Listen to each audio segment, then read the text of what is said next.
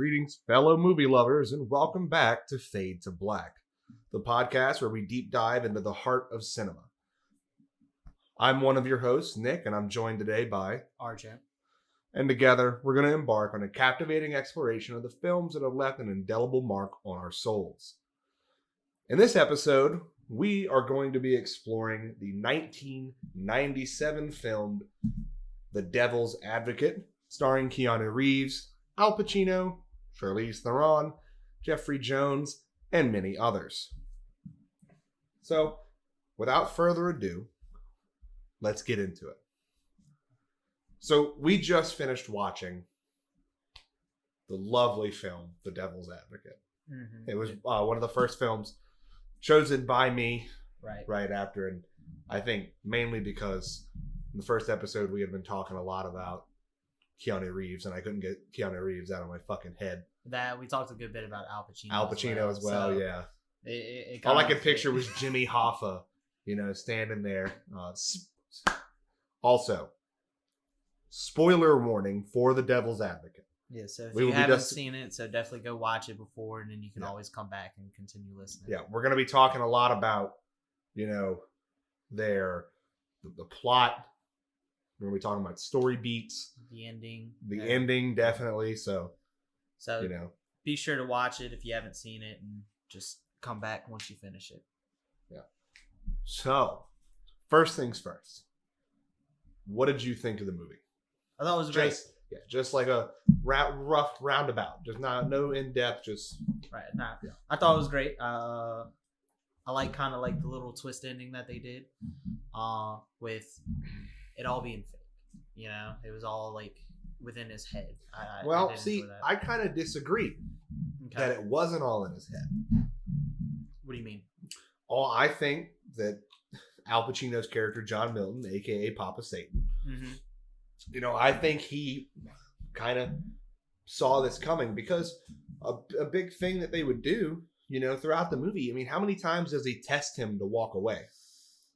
A lot. Right. So, maybe this was his backup plan. That if he did, he'd just reset and try again. That's kind of why at the end he's like, vanity, my favorite sin. Right. No, but like the whole movie, essentially, like everything you just witnessed, essentially didn't mean jack shit. It was like, I'm not saying it didn't mean anything, but like in the presence of beginning to end, the ending takes place in the beginning. So it's like, well, sure, yeah, you can make the argument that nothing that happened there was worth a damn, Yeah. But I like to think that, it kind of sets up that story beat and why it can end there. That, no matter what Kevin tries, in the end, Satan's going to get what Satan wants. Right. I think that's like the biggest part of it all. Mm-hmm. No, it's definitely open to interpretation the way it ends, is definitely, how do you kind of envision it happening after, it fades to black? Pun intended. Yeah. Pun intended, yeah. All right, so we'll just kind of pick up from the beginning and kind of go along the story beats. So obviously we open up in a court scene of him defending a guy from what was it, a school teacher, I believe? Yeah, it was a math teacher. Mr. Geddes. Mr. Geddes, yeah. Had supposedly raped this girl. And the main character, Nick, or what? Kevin Lomax. I'm sorry, I don't know why I said Nick. Kevin was defending him, or his defense attorney. The thing that got me like right away was while she's describing like what happened to her, he's just sitting there playing with himself. Right. And then you got Kevin look over, is like, is this dude for real? Right. And like that was I even wrote it down here. Mm-hmm. That it doesn't shy away from hard topics. Oh yeah, no, like right in the fucking beginning of it. Right. You're smacked with, sexual assault and this dude's a fucking pervert, and he's still fucking doing it in the courtroom. Right. You know, you just hit with it. And another topic that I had pulled up, Like I the need thing to, he's on trial for, he's sitting there doing it Right. in the middle of the courthouse. You know? If I can find the actress, because I noticed it. There it is, Heather Matarazzo. So she Is that the female in the beginning?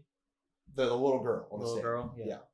She is actually a lot larger in the acting scene now, and I had recognized her. Mm-hmm. And I mean, it was insane because I mean, she's one of the characters in I think Hostel 2, which I don't know if you've seen that one.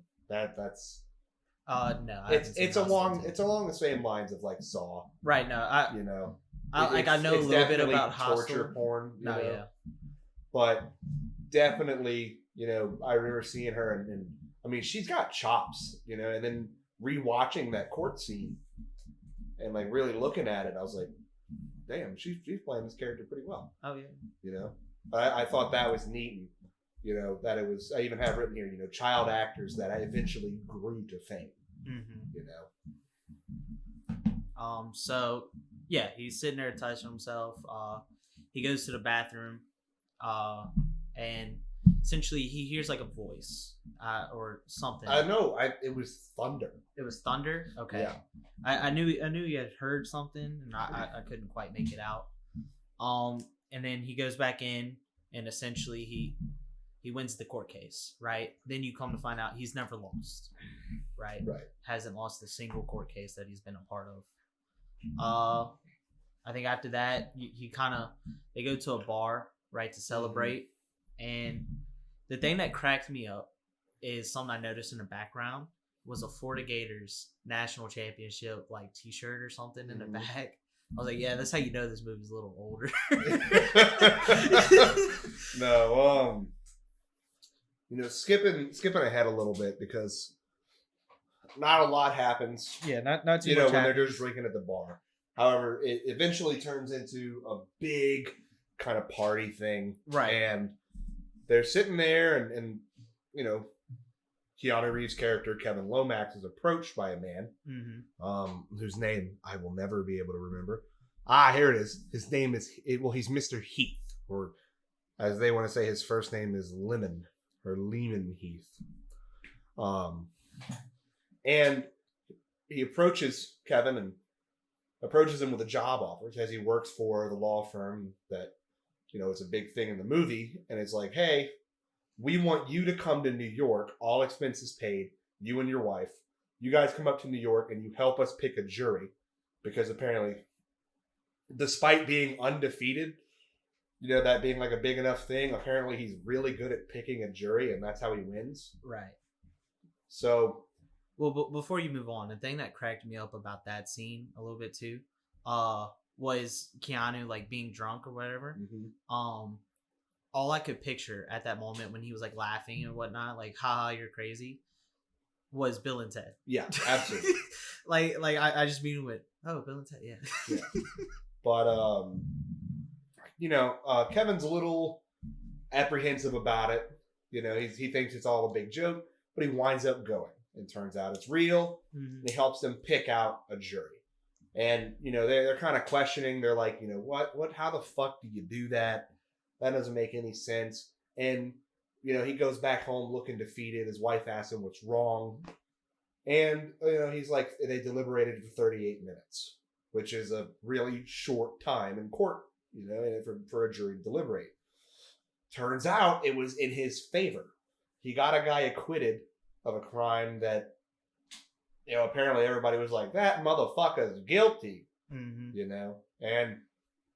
he won, so they eventually offer him a job. Right. And they say, we want you to, come work for us, be a criminal defense lawyer for us. And even the movie's really good. That's kind of why I like the writing of the movie, especially in like the earlier segments of it, because the movie's really good about it. Because even Kevin asked John about it. He's like, why do you need a criminal division? You're a fucking, you're a corporate law firm. Why do you need a criminal attorney. That doesn't make any sense. And I think they have a good enough excuse. You know, our clients commit crimes just like anybody else. Right. Why should we have to send them up the road? You know. Yeah, and then so he gets hired on. He goes up to, you know, the main office. He goes to meet the, you know, the head honcho, the big boss. He walks into a room that looks like the room of requirement, like walking through those doors. Really, yeah. Like I actually wrote that down. I said it looks like he walks through the room of requirement. So he walks through that, meets what was the character's name? John Milton. John Milton, yes. And I like immediately you could see John Milton immediately likes this dude. Like you can kind of tell like he's up to something almost immediately, but you're not quite sure what at this moment. Well, so I'm going to kind of spoil it outright right now. Okay. And I know, you know, following along this, but we're not trying to go beat for beat here. You know, so in the end, it's revealed that John Milton is actually the devil. Also his father. And is also Kevin Lomax's biological father. And I had found it interesting because I had even written, and there's a scene that is whenever Kevin Lomax is actually going to go see his mom to let her know, like, hey, I'm going to be going to New York. Mm-hmm. And he walks up and she's in church and she's singing, you know, the gospel songs and all that. And he walks up, but he doesn't enter the church. He stands at the door, but doesn't cross the threshold. I thought that.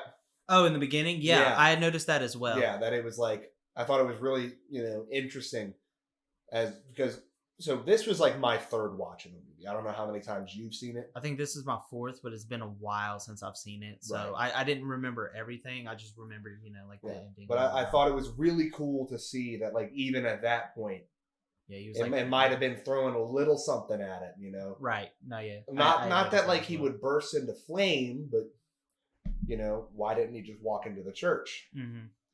You know, and then I had, you know, talked about it, and there was a scene, I think, when they were talking on the weird rooftop infinity pool kind of looking thing. And they're sitting there talking, and he looks down at John Milton's shoes. Mm-hmm. And you see the shoes, and it's got this huge fucking heel to it. Yeah, yeah. And kind of like to add statue. Statue. What did it look like? What did it kind of remind you of? Like a boot. Goat legs. Goat legs. I mean, maybe a little bit. You know, I didn't quite see it. You know, I mean, it's just reminiscent of that. I mean, it's obviously they're not going to make, you know, Al Pacino wear things that genuinely make it look like he's walking around on goat legs, but right, yeah, you know, the boots themselves enough, and I feel like panning the camera down to it. Well, they kind of they kind of mentioned a little bit beforehand, like when he was first like, hey, just come pick a jury, and he was like, oh, get rid of this guy, because you could tell by the way his shoes, he polishes them a bunch. He also makes his own clothes, stuff like that. So like that's just showing like that Kevin looks in detail to people. Like that's how he kind of gets a vibe off of people, is based off how they appear. I could see that. Because they kind of mentioned it a little bit before, and that's why he always wears those boots. I think they were gator skin boots. Right. Yeah. And as time actually progressed in the movie, I think Kevin was given his first case for the guy that had been arrested for killing a goat. Yes. In like his basement, and I thought it was really interesting. So the whole court goes without a hit. Hold on, I'm about to sneeze. Bless you. Bless you. Thank you. So it goes on without a hitch, and he's going through and he's investigating, and he comes across New York health codes, and eventually argues that his client should be able to do as he fucking pleases because it's a religious thing. Right. You know, and the things that he was doing, because he actually winds up trying to like curse the prosecutor.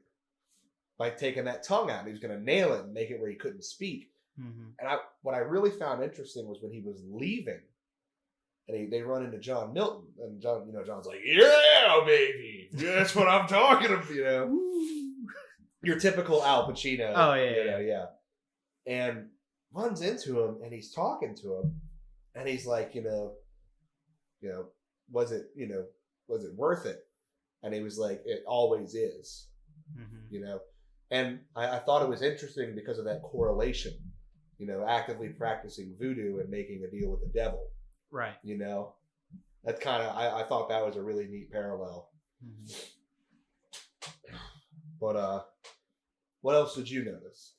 Like the always negotiating thing. Are we negotiating always? Always, Devil Goes Down in Georgia, like something like that. Mm-hmm. Where he's always looking to make a deal, And so I thought that was pretty cool, where it's like he's always negotiating in order to make a deal. So I thought that was pretty cool.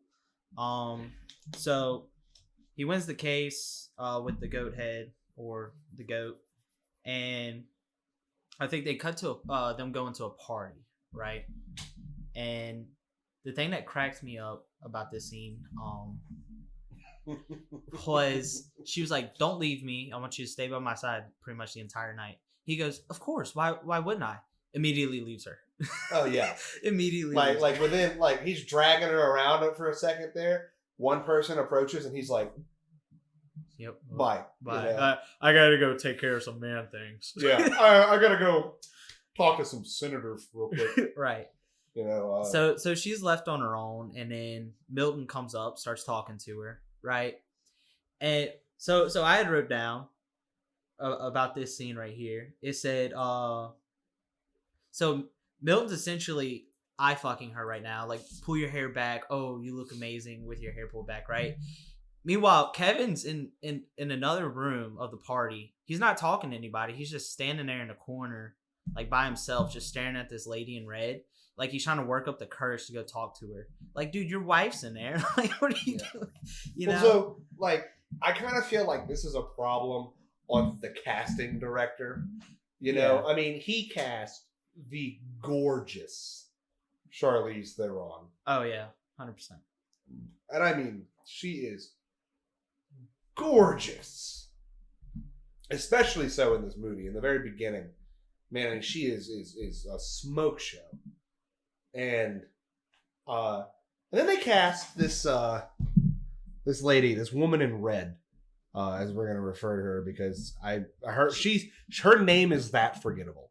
Right. Like she really doesn't play an important part except in like 2 or 3 scenes and then the finale, and that's it. Yeah, that's really it. And that's all she wears the entire time. That's how you know she's there, is because you see the red dress. Right. That's it. And a big thing for me is he's like lusting after this woman, and it never made sense to me. Like, you have Charlize Theron at home, bro. Right. And you're gonna go after this fucking 5-head walking around in a red dress. Like, really? Right. No offense to the actress that played her. I mean, she's gorgeous in her own right. Yeah, she's gorgeous in her own right. But Charlize Theron is there. Right. No. Yeah. And so since you picked up lust, I the last thing I kind of written down before I got like a little bit more into the movie was I started to notice like a little theme, and obviously it's gonna, like, this theme's gonna play a little bit, and like something that's got to deal with a little bit of Christianity. Mm-hmm. Was the 7 deadly sins, which play a very prevalent role in this movie 100%. as you watch it. Yeah. Right. And so like I'd started to like try to figure out which deadly sin was portrayed in which way. Mm-hmm. So like definitely lust was one of them. You had pride, which like later on you'll hear him say like, "Oh, I don't want to quit this case." Like, as his wife, which her character name is Marianne, she becomes like sick. She starts to see visions and stuff, that where it's affecting her mentally, and she starts like hallucinating essentially, but she becomes sick, so they want him to stop doing the case so he can focus up with his wife, be like try to get her back healthy. And he's like, no, I don't want to, because if I do, and she gets better, what does he say? Like I'm scared I'll resent her for it. Right. So that was where pride kind of came into play for me. Then you had the other ones. Well, I mean, obviously, lust was played a big part into it. Yeah. Greed, which I mean, they moved out there to get a bunch of fucking money. Right. Wrath, which I guess Wrath could have possibly come in at the end there. Yeah, towards the end. After his wife killed herself and all that. Envy was the one I kind of found hard to kind of place exactly. I wasn't sure where that one would kind of play a place. Or even Sloth so much, but I was trying to equate it all to like just Kevin specifically. Right. And that's kind of where I kind of wasn't sure about some certain ones. But like I could definitely see where all 7 kind of played a part, because like he started smoking cigarettes again and stuff like that. Well, my thing is, I mean, think about, I don't think, because obviously Al Pacino's version of Satan, goes in and like really, like actively affects everybody else around him too, So I think Envy was the guy that fucking died, whatever the fuck his name was. Eddie. Yeah. So where do we leave off? That's a good question. Yeah, totally. I think we can kind of take a break from going beat for beat here. No, yeah. And really talk. So let's get into, what scenes could we, say was some of our favorites, and why. I definitely like the ending, like towards the end where you had like the big marble statue in the back of Eddie or Milton's room or house or whatever, like all of a sudden start to transform, and you start seeing like figures in there, and then later on those figures come to life, and then they start moving around and stuff. I thought that was super cool. I thought one transition was pretty cheesy with the elevator transition. I don't know if you saw that one, where like they were doing something, and then you just see like a slide panel go over, and it's like the elevator opening. Oh no! I will say though, you don't see it often, but I did like the transition when she was like painting the wall, and the paintbrush went up. Oh yeah, I totally forgot about yeah. I like that one. I did see that transition, and I really thought that was kind of cool. What was funny to me about that scene as well, was she started putting like a bunch of stuff up on the wall, like photos and all this and that, and started attaching stuff to it. It looked like she was trying to solve a murder mystery. Like, right. Yeah. I was like, she's trying to solve a murder mystery. Then she couldn't crack it, so she just started taking everything off the wall. Right. And like, so she was going with green at first for the room, and then when you see it fully painted, finally it's yellow. And I was thinking in my head, I was like, what happened to the green? And then like 2 seconds later, Keanu Reeves' character, she's like, what happened to the green? I was like, that's what I was wondering. No, it's definitely, it's interesting as you go through it. Mm-hmm. But I think the writing in the beginning of it, like the first half, is really, really good. Oh yeah. The characters play their parts really well. I do, however, feel as we get farther along into it, and it starts becoming more and more apparent that, John Milton is fucking Satan, it kind of like jumps into it. You know what I mean? Yeah, it like goes head first into it. Where it's like you obviously, because you got that scene where they're in at the funeral. Oh yeah. And I'm talking about the park, because that happens the first. Park? Yeah. It's just like you have, if you're not paying attention or you've never seen the movie before and you're watching this, and then all of a sudden, he's like, hey, tell him he needs to get up here. It's an emergency. He needs to get here. And then the guy gets jumped by hobos in the park and he gets beaten, but then their faces start morphing and changing. Right. Into like those demonic kind of faces. And you're just sitting there and you're like, what? Right. Or the people before that, the people like disappearing, reappearing. Right. And it was almost like he knew too, because he saw the three people running and he was like, that's weird. He started speeding up a little bit. Then he saw him again and he's like, that's even more weird. Started speeding up again. Right. And then they just disappeared. And it begs the question, right? Because obviously he has demons working for him, as evidenced by Pam. Mm-hmm. And I would assume fucking Heath knows. Yeah. I mean, because I think there was a scene I had actually gone to use the restroom during this, but when they're all getting the dresses and stuff, and one of them's revealed to also kind of be a demon, I think it was Heath's wife. Yeah. Right. So I think obviously they know because they're demons too and all that. But maybe this guy, since he was high up in the fucking food chain, kind of knew Jim's whole deal. Maybe. But at that point, there'd be no... actually, no, because then why would he threaten to go to the Justice Department? Yeah. If he's, let me go snitch on Satan real Right. quick. That doesn't make a whole lot of sense. To the Justice Department. Yeah. Let me call the cops on the devil. Right. It's definitely a little bit of food for thought, Actually, I think that's where we left off was Eddie getting jumped by hobos. Well, again, that's not just storyboarding. Yeah. I have to say, I'm gonna be brutally honest. I noticed a distinct lack of music throughout the movie. Not like, I'm talking like songs. Oh, okay.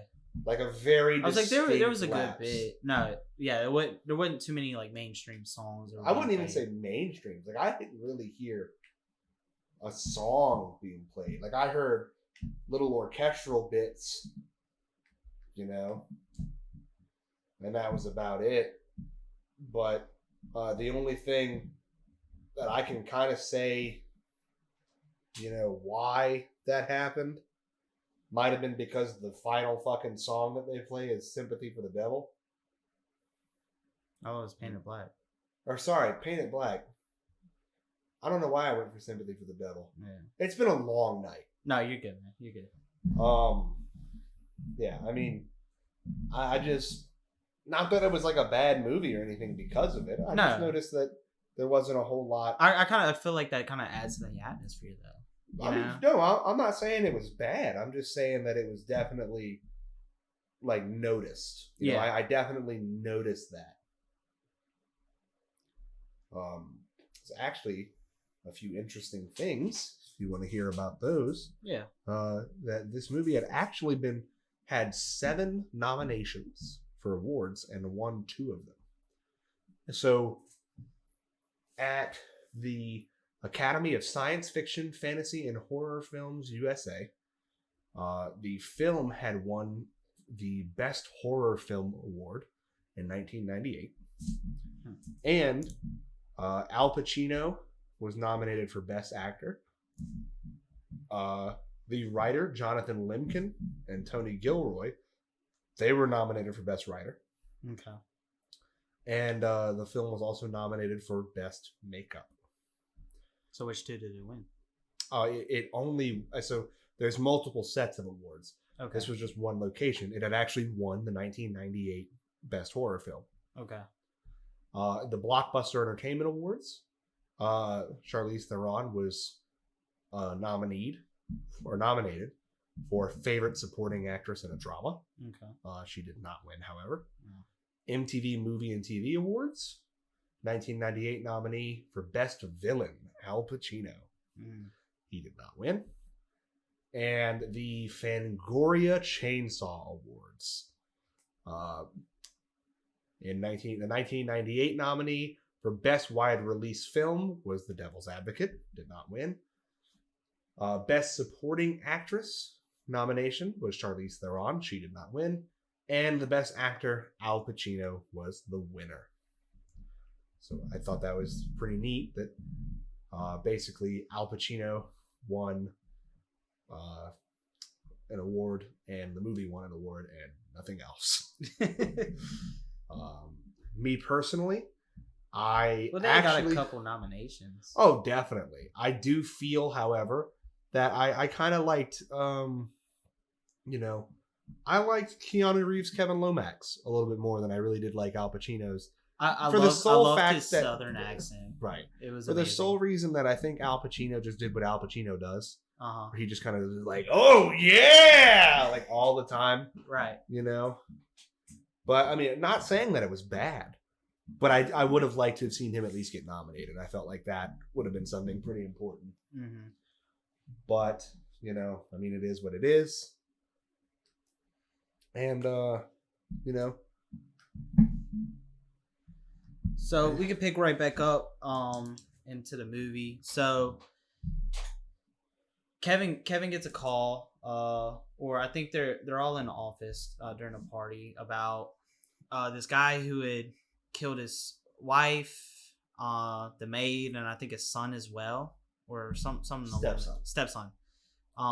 And Al Pacino's character wants Keanu to represent him in court, and like he had just gotten hired on. Well, as far as we know, like not too long ago. I don't know how long in time the movie had passed at this point, but and even Kevin, which is Keanu's character, was like, I don't know. He's like, I could see why, and he was like, you don't think you can do it? He was like, nah, I got it now.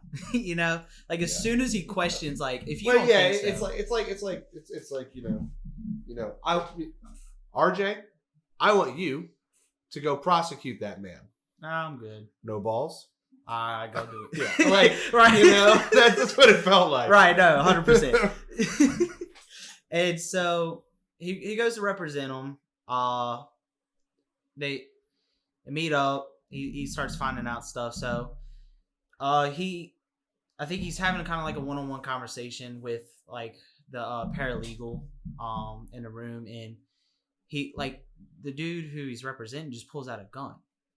And even I was like, why do you have a gun? You just got like bailed out of jail on a triple murder. And you're gonna have a gun on you? Like I was like, that's stupid. And like Kevin immediately was like, dude, what are you doing? Like, give me the gun. You fucking idiot. Right. He's like, give me the gun. And so he gives him the gun, and he kind of goes over it. They go to court on it. He finds out that he had been cheating on his wife with somebody that worked in His secretary. Yeah, right. Like Melissa or Pam or whatever the fuck. I think her it was name Melissa.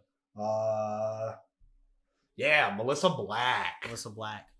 And so now Kevin is like, dude, like you gotta tell me everything, Like I'm here to represent you. I gotta know everything. So he's like, oh, it doesn't matter. He's like, it kind of does. This motive. Yeah. That's motive as to why you killed your family or whatever. And so he kind of goes on about it. He gets Melissa, puts her up on the stand. After multiple times of Al Pacino's character telling him, you don't have to do it. He's like, if you do or don't, I'll be in your corner. Don't worry about it.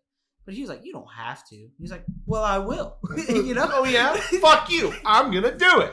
Right. Yeah. And so he does it. He puts her on stand. And like a little bit beforehand, like I can't talk right now. I don't know why. No, Kevin Yeah. Kevin was talking to Melissa like one-on-one, getting her ready for court. And she essentially, you could like with the questions he was asking, he had asked, is he circumcised? And she was like, I don't know. Like you had been sleeping with this man, you don't know, Yeah. like you would know if he's circumcised or not. So like that kind of gave it away. She's lying, you know.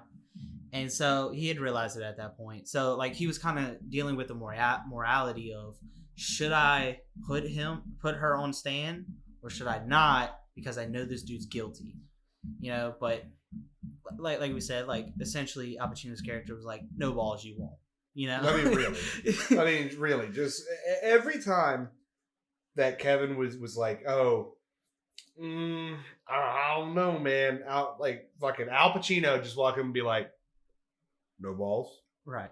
And he'd be like, fuck it, yeah. You know? So he's dealing with this case, and meanwhile his wife is going crazy back at home, you know. Dude, like fucking going absolutely bonkers. Right. It's ridiculous. Right. Like the scene where Jeffrey Jones' character's Eddie gets jumped. She like opens up the window, looks out, and then like I thought she was like witnessing it. I'm not 100% sure. I think she was watching this man get beat to death.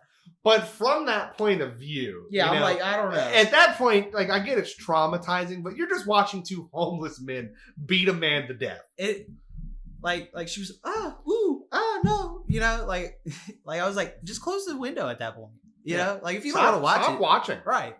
Like if it's that messed up to you, like don't watch it, you know. But so while they're in court, he goes through it, wins the case because he puts the chick that's lying up on stand.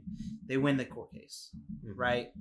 And once again, he is undefeated, never lost, right? And so he becomes famous because this is a big case, right? This dude just committed a triple murder and got away with it. Yeah, and really. So it's a huge case, and so like he becomes popular, whatnot, and so. He goes back to his apartment, and the doorman is like, "Hey, she's not up there. She's at the church right across the street." So Keanu takes off on a full sprint, which I was like, "You don't really have to sprint like that, but whatever. Like it's right across the street." It wasn't across the street though. It was like down the road a bit. It was like a couple blocks. That was only a block. Oh, it was only a block. Like I'm pretty sure like full on sprinting. I was like, "Come on, man!" But anyway, but I think didn't he say something like, you know, she looked a little fucked in the head, you know? Yeah, like but I mean, she looked a little out of it. Yeah, he knew that at that point. Like, she was a little out of it. Yeah. Like, she had saw a baby. She said she couldn't have babies because they cut her ovaries out and all this and that. And, like, she had saw a baby on the floor messing with some, like, spaghetti and meatballs. Except it was her ovaries. Yeah. And so he runs into the church, like, a block away, which is conveniently placed. And he goes in, and she's just sitting there in a church pew all by herself with like a big blanket. Ass fucking puffy blanket wrapped around her. And he's like, "Hey, what's wrong with this and that?" She was like, "Oh, something happened, all this and that." So then you find out that Milton had raped her, but Keanu's like, "When?" She was like, "This afternoon." He was like, "Impossible. He was with me the whole time." And she's like, "No, I'm telling the truth. I'm telling the truth. Look, he did this to me." She takes off the blanket, and she's got cuts all over her. Bruises. Bruises. Like, she looked like she had went through the ringer. And so he puts her into a mental facility, right? And nurse is like, "Oh, she's calm now. You can go talk to her." And then it cuts to her immediately, and she looks dead. Like, she's just sitting there, like, blank-faced. And I'm like, did they kill her? And I was like, I don't know. And so they put her in the back, and then it immediately cuts to a funeral. My first thought was, holy shit, did she just fucking die? I was like, what the fuck? I was like, oh wait, no, Eddie. I had completely forgot that Eddie's character had died. And so you cut to that, and that's when one of my favorite scenes from this movie takes place, where Al Pacino's character is in the back of the church. So Kevin like leaves the thing because he starts seeing stuff, and he didn't really want to be around the guy who he just helped. Well, but he sees so the guy that he just got acquitted of that triple homicide, right, was apparently rubbing the back of his stepdaughter, right, and some of the people around him were like, you know, doesn't she just look so pretty? The way they kept fucking. God. Yeah, the way they kept saying it was crazy. Oh yeah. And Then it like his face like transforms into Into the Geddes. the teacher he had defended in the beginning of the movie, and so he leaves, and then you see Al Pacino's character in the back, and you start hearing like bells and like all like some like choir music, and then he's like looking at the holy water, and he's looking like he's like I'ma touch it, I'ma touch it, you know? right, but like keep in mind, like we already have seen some weird freaky shit, like oh yeah, this guy just got demons to beat a guy to death, so something's a little fucking weird here. Right. So this pretty much just confirms that he is the devil. Yeah, I think like he sticks his finger in it and it It immediately just boils. Like, and you see steam. Right. But speaking on that, I had actually forgotten that I had seen another thing. So at that same party we were talking about, where he was really trying to eye fuck that redhead, there was something that got me because I watched, and you remember when Al Pacino's character John Milton was walking out. Yes. And he had a cigarette, and he went, and he blew all the smoke out, and he started talking, but then he saw more smoke coming from him, not just his mouth that was coming off of him. I didn't notice that. I noticed that. I was like, Oh, that's pretty cool, you know? That's And pretty so cool. I like to have, that whole thing. And there was another part, I don't remember when it was, but he was talking, and he was like, I've shaken hands with all the these and that and this and that. And it's funny because there's that whole allegory of, shaking hands with the devil. Right. And I thought that was really cool to have included, in there. And it's like these really small details that have a pretty decent payoff. Oh yeah. And so yeah, he touches the water, it starts boiling, which it was the face that Al Pacino made, which I love Al Pacino. Like he's a phenomenal actor, and it was the face he made just cracked me up. All right, so he leaves. I think later on he goes to visit Marianne in the hospital with his mom, and she's out of it 100%. And beforehand, it was the chick that was walking through. He was like, we got a party. We got a party, Joanne. You want to go to the party? Joanne's like, no, I don't want to go to the party. Joanne, we got a party. Come on. Yeah. Joanne's like, no, I don't want to go to this party. It was like the nurse was like, this party, you want to go to the party? And she's like, no, I'm good. And she was like, come on, Joanne, you want to go to this party? Let's go to the party, Joanne. No, I don't want to go. Yeah. Leave Joanne alone. She don't want to go to the He was party. going to turn into like, bitch, get your fucking slippers. Get your slippers. We going to the party. Anyway. Yeah. So they go to visit Marianne. She's out of it. She didn't want to look at anything. And then you get the mom kind of pulls Kevin aside, and she starts telling him how she met his father, and he's like, oh, it was a waiter in New York and all this and that. And he's like, now you're gonna tell me whatever. Yeah. Now, really, I don't have enough shit on my fucking plate, Mom. Right. And so while they're talking, the assistant for Milton is like, oh, look at yourself. Look how beautiful you are. And then, like, as soon as she looks, she's like, oh, I am beautiful. Oh, look at me. I'm Charlize Theron, whatever. Charlize Theron, yeah. Yeah. I'm fucking smoking hot. And so, dude, I'm telling you, I am infatuated with this woman. She is I don't even know how many years older than I am. I am infatuated with this woman. Right. And so she's like, yeah, I do look beautiful. And then she immediately turns it to her own face to where Marianne can see her, the assistant, through the mirror. And then she turns into like this devilish thing. And then immediately he's like, get the fuck out of my face, like whatever. And she immediately goes back into one of her episodes. Psychotic, yeah. And well, is it really a psychotic episode though if it's confirmed? Well, that she's like legitimately seeing demons, not just like I'm quote unquote seeing demons. It's not really an episode. It's more of she's the most sane person here. No, right, yeah. I mean, you got a point. But anyway, so she the mirror shatters. There's glass on the floor. She blocks herself in to where nobody can get in, right? And uh, Kevin pounding on the door, starts breaking the window, trying to get in. And she's like, "Oh, I love you." Stabs herself in the neck and slits her throat. She dies right then and there. And I'm like, "That's crazy." I was like, "No way, no way." She just killed herself, you know. And so he's dealing with that. And then immediately after dealing with that, he goes to his mom, like, "Finish the story." And she's like, "No, no, it's not good. No, finish the story." He tells her to finish the story because you're actually missing a crucial part of it. No, I get why. Because like he was leaving and she had said the quote. But here's my issue with that. Wait, so what was the quote? It was the "I send you out now as a sheep in a." I send you out now, like sheep amidst the wolves. Yeah, or something. sheep amidst the wolves. You know, and to me, you know, seeing that, and it was fucking crazy, because you're telling me that Kevin Lomax, the dude that didn't really attend church, even stated so on to his boss.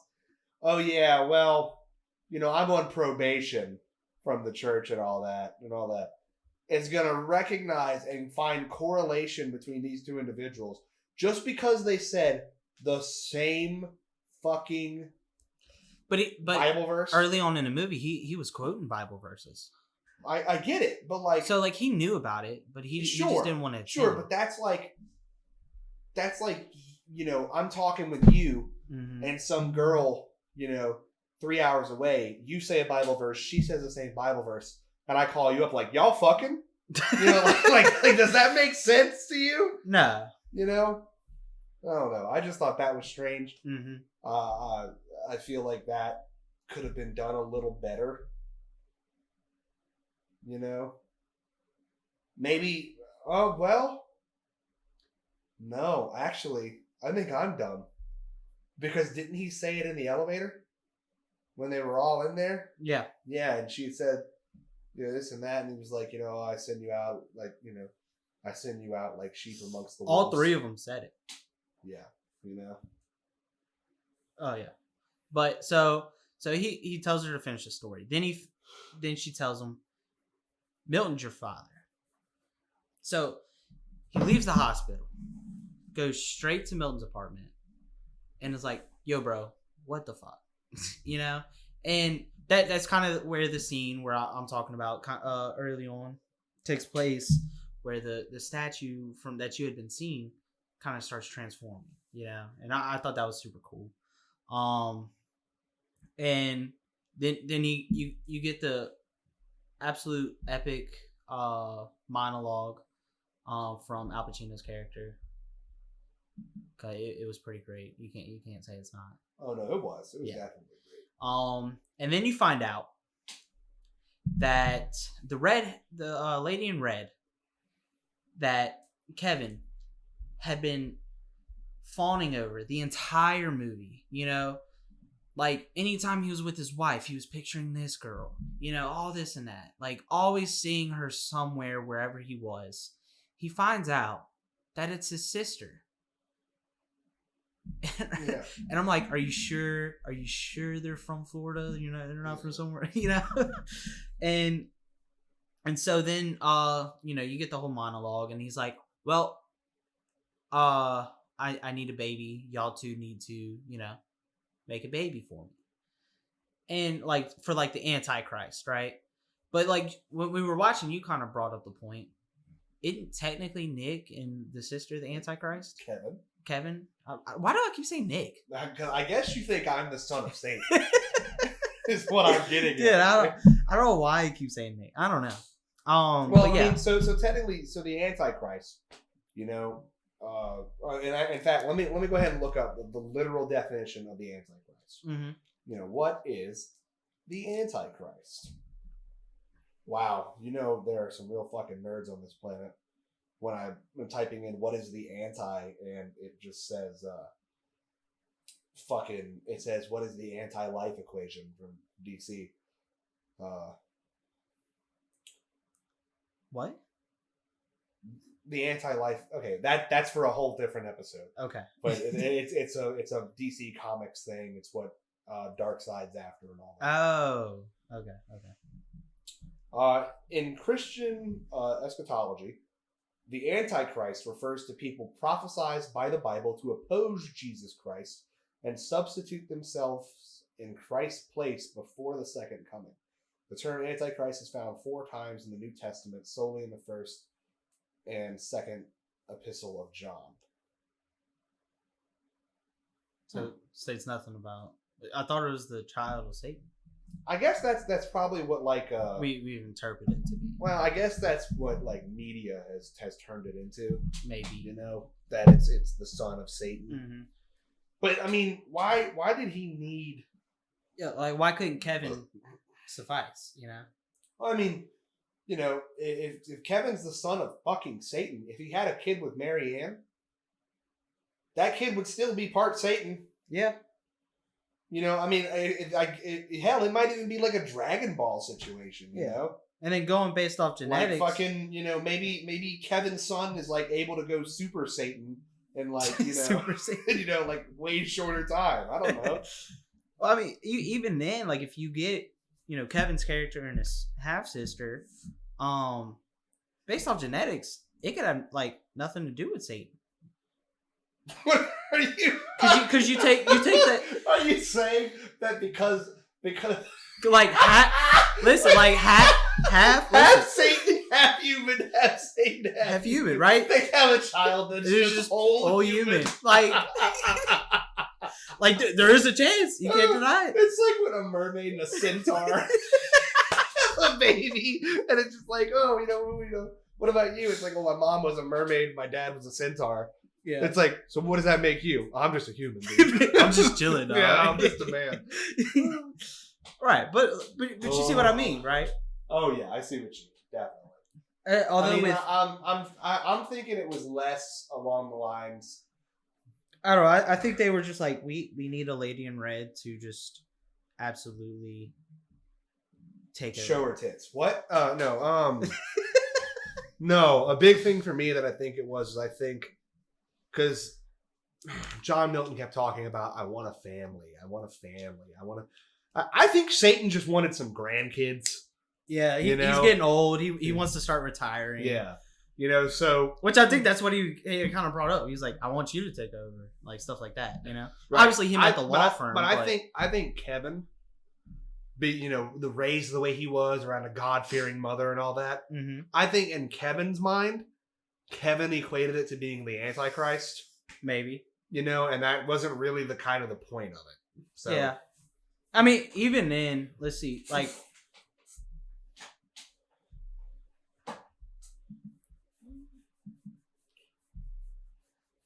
so he was talking to him about this and that, and he had kind of brought up the Antichrist. He was like, oh, you want the Antichrist? And even Satan was like, yeah, sure, whatever, I don't think, I think he was just trying to go along with whatever he was saying, so I think that's kind of what that that kind of shows it doesn't mean it's the Antichrist. It's just he wants something to take over. And so they start, I guess, fooling around slightly, and John Milton, aka Satan, is oh yes, time to do that. It's time. And Kevin stands up and he's like, yeah, it is time. And he goes, free will, right? And then pulls out the fucking handgun and shoots his own brain out. Yeah.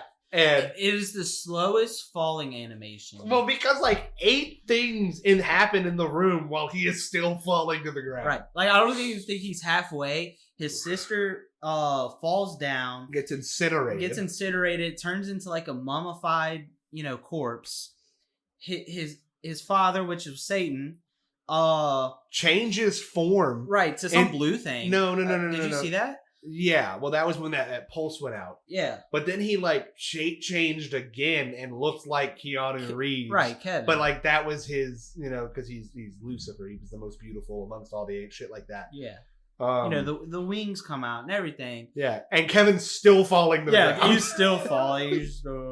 And so Kevin hits the ground, and Keanu Pacino screams. You're right. And the camera goes down his mouth for some reason, and then zooms out of Keanu's eye while he's suddenly back in the bathroom during the Geddes case. Right, which is at the very beginning. And he goes back out, and they're like, "It's your witness, Mr. Lomax," and he's like, "Man, fuck this dude." Right, I'm done. Yeah. So he immediately stands up. Obviously after meeting back up with Marianne, who was dead in his mind, or within this scenario that he had saw. And so like obviously first he gives her a hug, gives her a kiss, and then he stands up and he's like, "I don't want to represent my client anymore." And that's kind of towards where it ends. He's walking out. I think he's gonna get fired or something. I don't remember exactly. Disbarred.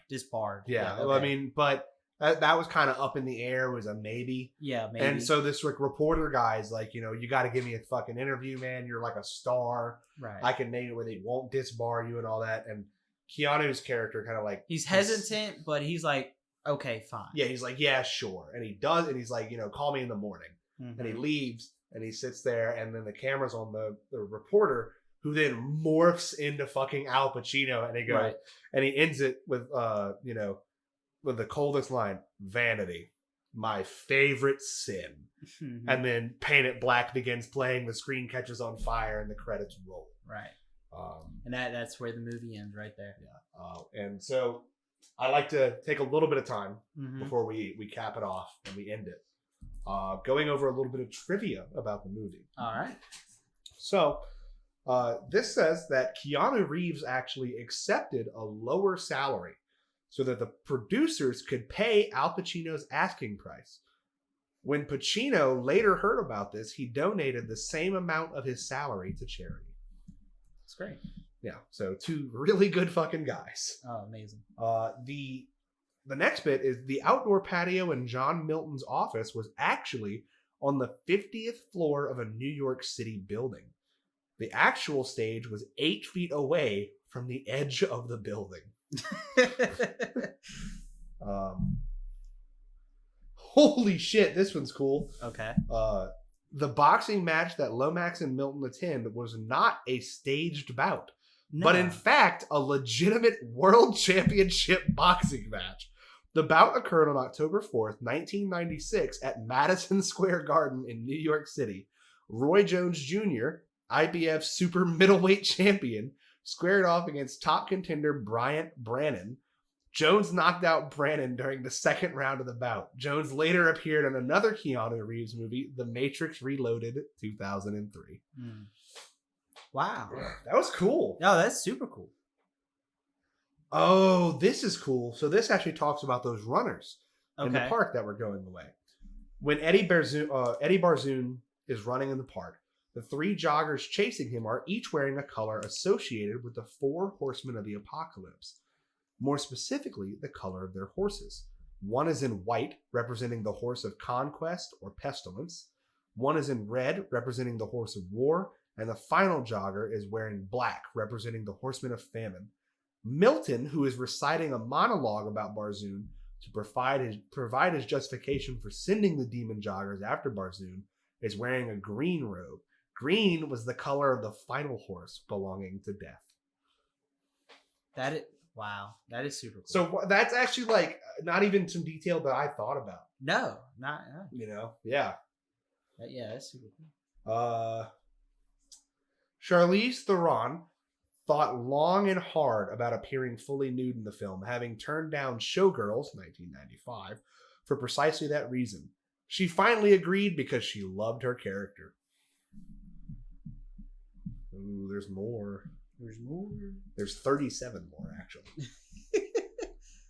Originally, the film was a more visual effects-oriented blockbuster-type movie and was turned down by Al Pacino 5 times. But when Taylor Hackford went through a few script rewrites, he offered it to Pacino again. Pacino liked it, but didn't think he could portray Milton properly and suggested Sir Sean Connery or Robert Redford instead. So we could have had Sean Connery as Satan. That'd have been crazy. Oh yeah. You know? Yeah, see, you know.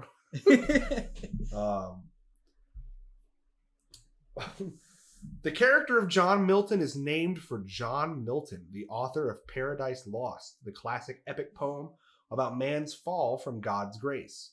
When Lomax is in Milton's office at the end of the film, he says, "Better to reign in hell than serve in heaven," from Book 1, line 263 of the same work. I think that's pretty neat. Oh yeah, 100%.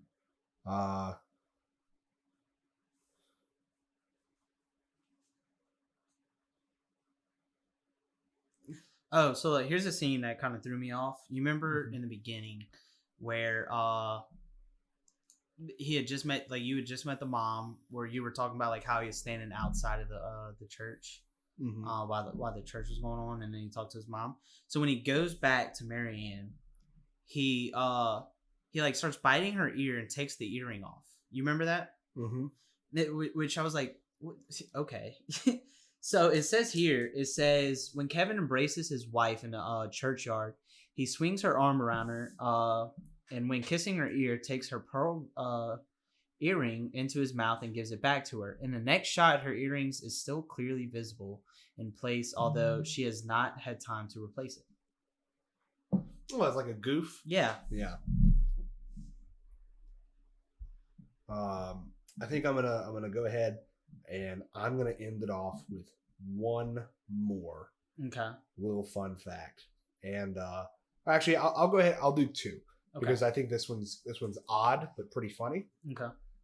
Despite playing a married couple close in age, Keanu Reeves was 31 and Charlize Theron was 21 during filming. I did not know that Keanu was that much older than Charlize. Dude, how old is he now? Keanu Reeves? Yeah. I don't care. He's still great, and I love him very dearly. Like, he like never ages. Oh my God, yes. This is what I'm going to end it off on. All right. Donald Trump's private residential multi-level apartment at Trump Tower was used as Alex Cullen's home. Trump's landmark gold decor and classic view of Central Park provide a familiar New York City backdrop. Appearing on the WTF podcast, writer Tony Gilroy said, "We needed the ugliest, most garish, horrifying real estate developer apartment you could possibly have, and Trump threw his apartment at us." Oh, man, I think that's terrific. Oh, yeah. But that is... I think that's where we're going to end it off on The Devil's Advocate, unless you got something you want to say here. No, that'll be where we end it off. So I'm going to go ahead and give a synopsis on the next movie we can watch, just so the listeners can kind of guess of what movie we're going to watch next. All right? So, two vicious step-siblings of an elite Manhattan prep school make a wager to deflower the new headmaster's daughter before the start of the term. Yeah, even I'm drawing a blank. Yeah, it was one of the movies where I had almost put in one of my favorites, but I didn't want to quite put it there yet. Okay. Well, anyway, I think that's going to be it for us here at Fade to Black. Thank you for tuning in. Yeah, thanks for tuning in, and I hope you enjoyed our little synopsis and deep dive into The Devil's Advocate. Go give Al Pacino and Keanu some love, because I'm definitely going to give all of mine to Charlize Theron. So she's got enough. Yeah, she's got it. She's got it coming from me. She's good. Everybody, I hope you have a wonderful night, and be safe.